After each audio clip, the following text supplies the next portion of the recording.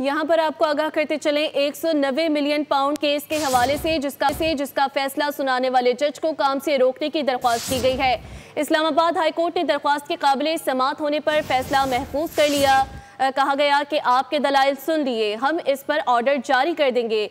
Chief justice ने मजीद कहा कि चीफ जस्टिस ने दरख्वास्त गुजार उसामा रियाज की दरख्वास्त पर समाअत की।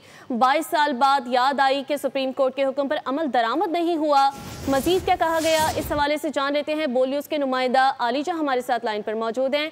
मोहम्मद आलिजा, आगाह कीजिएगा।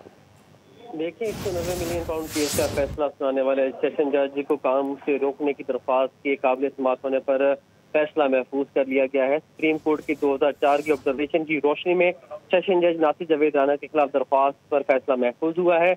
आज चीफ जस्टिस सरफराज जोकर ने इस दरख्वास्त पर काफी बरहमी का इजहार भी किया है। उनका ये कहना था कि आपके दलाइल सुन लिए हैं, हम इस पर ऑर्डर जारी करेंगे। चीफ जस्टिस सरफराज जोकर ने इस पर तफसीली समाअत की है और वकील दरख्वास्त गुजार रियाज हनीफ राही अदालत में पेश हुए। 22 साल पहले का ऑर्डर है, तो पहले आप कहाँ थे, ये कहना था चीफ जस्टिस का। 22 साल बाद आपको याद, मोहम्मद आलिजा, 22 साल बाद आपको याद आई, ये कहा गया जस्टिस की जानिब से। तफसीलात से आप आगाह कर रहे थे, बहुत शुक्रिया। सब्सक्राइब करें और बेल दबाएं ताकि कोई खबर रह न जाए।